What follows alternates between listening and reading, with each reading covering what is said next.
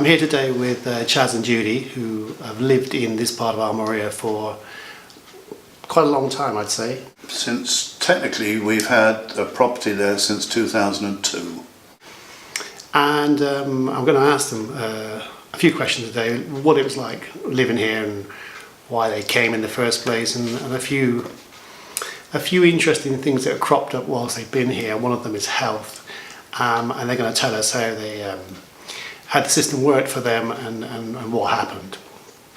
Okay, so first of all, can we start by saying welcome. Thank you very much for spending the time to come here today, much appreciated. First of all, what did you do before you came to Spain? I used to work for Tesco, yes. In what capacity? Mainly senior management and HR, Right. towards the very end, amongst very other things during my long career with Tesco's. Okay. Okay, great. Can you tell us whereabouts in Spain you live?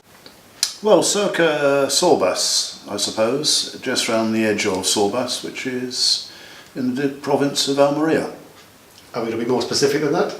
A village, pueblo called El Puntal. Up until. And how long have you been there? Since technically we've had a property there since 2002. But you didn't live there full time? No, No. it was a holiday home to start with until 2009, and then we decided to up sticks from the UK and come here permanently.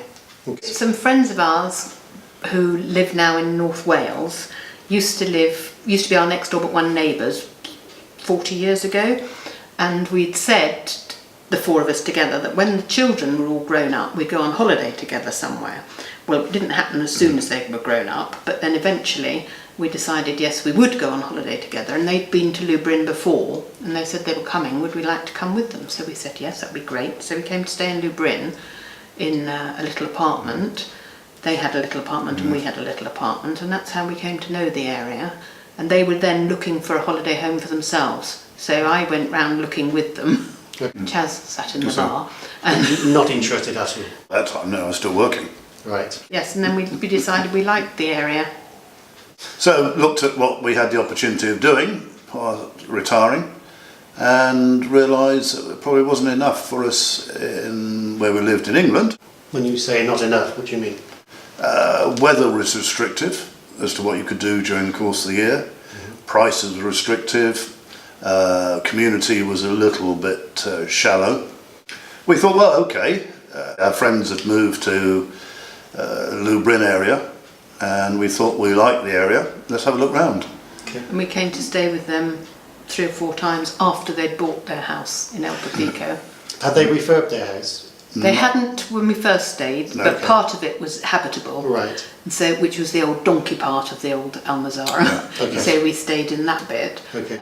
I suppose it took us about 14 months before we found something that we really liked. We looked at a whole lot of properties. What brought you to this part of Spain? I mean, there are a lot of places you could have gone. You could have gone to Italy, you could have gone to northern Spain, you could have gone to France. You know, why did you make the decision to come to this part of Spain? Can't say. We found nothing in France that ever attracted us. Never stayed in France properly, so I don't know. We hadn't really found the French people that friendly, whereas whenever we'd come here, they've been just so wonderful, the Spanish. Right. Welcoming, friendly, Yeah. nice when you can't speak the language properly, yes. understanding you, whereas the French, if you don't get it right first time, they just don't want to know. No. And I'd never been to Italy, so I had no idea about Italy. Okay. And we wanted somewhere that was relatively easy to get to. And at that time, this neck of the woods from England was relatively easy. Yep. Be that it was Murcia Airport at the time and not Almeria. So when that changed, that made it more viable. But there we are. Okay, this question is, I have to ask you this. This is probably the easiest question. What do you love about being here in this part of Spain? About the same as what I said just now, really. We fell in love with the environment. I mean, it's harsh. There's nothing that attractive about this neck of the wood. It's harsh and it's edge of desert.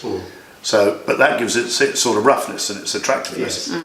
All the Spanish we met, and as long as you're outward in yourself and not introvert, then they love you. Yes. There is a bit of wariness at the beginning, But as soon as you start sort of becoming part of and getting involved and making an effort to either speak or mix, then they take you warmly. It's great. I mean, we're great believers in that it doesn't come to you. You have to go out and make the effort, and if you don't, then you'll be bored. You won't have a life. No, you won't have a life. Yeah. Great. All right. Well, the flip side to any question that we ask, what's the best part about being here, has got to be, what's the worst part about being here? What do you miss from the UK? I mean, you come from the UK, so I'm going to say what you miss in the UK because I'm assuming it's something British that you're going to miss. We haven't any grandchildren, but it's family. I do go back fairly often on my own because he doesn't want to go back because he likes it here so much, and the family come out and stay here as well.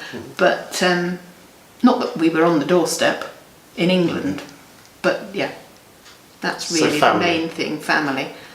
I share that, but I have another view about what I miss, and that is the ease of bureaucracy. Because one has to say. Oh, in the UK, easier bureaucracy. Yes. Whereas here, unless you are absolutely fluent in Spanish and au fait with the way things work, sometimes it can be very, very irritating. Whilst bureaucracy by nature is irritating, it is so much simpler back in the UK because you're used to it, you know it, you know what the wrinkles are.